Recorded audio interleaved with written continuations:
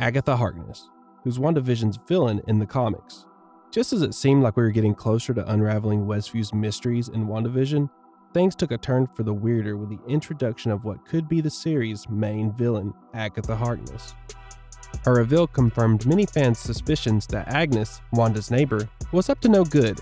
But who exactly is Agatha Harkness? This witch has a lot of history within the pages of Marvel Comics, but she's just now making her debut in the MCU.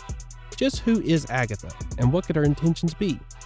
Let's take a look at the history of this wicked witch. Fantastic origins.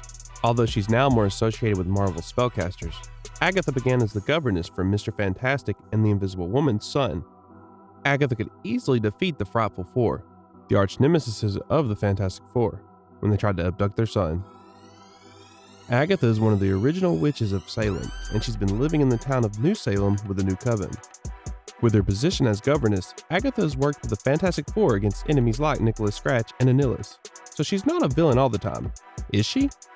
Friend or foe? Agatha has a complicated relationship with Wanda. She and the Scarlet Witch have butted heads in the past, with Wanda even killing her on one occasion. That said, the two witches aren't always enemies, as the two have worked together in the past, with Agatha being the one who teaches Wanda how to control her chaos magic powers. Ever since she was resurrected in the comics, Agatha has shown little to no signs of enmity with the other heroes, even helping Peggy Carter locate Captain America in her time of need. Agatha is a complex character that doesn't fit the bill of a stereotypical villain, so it'll be interesting to see what kind of relationship she'll have with Wanda in the MCU. Mephisto and the kids. When Agatha makes her appearance in WandaVision, Wanda can't seem to find her children anywhere. The stories of Wanda, her children, and Agatha are closely related to one of Marvel's most nefarious villains, Mephisto. Fans have theorized that Mephisto might be WandaVision's real big bad, and they might be onto something. In the comics, Agatha reveals to Wanda that her children are not real, but rather they're manifestations of her will. She also reveals that the kids are actually part of Mephisto's soul, and that the dark entity would soon reabsorb the children to become whole. In the Marvel Comics, Mephisto is basically the devil. He's known to grant wishes to people at the cost of their souls.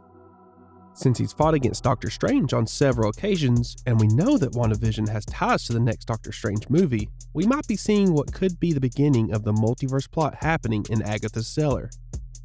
The Nexus and the Multiverse. An easy-to-miss Easter egg in episode 7 of WandaVision was a mention of the Nexus in one of the show's advertisements. If what fans believe is true, this could be a reference to Wanda and Westview being points where the multiverse converges.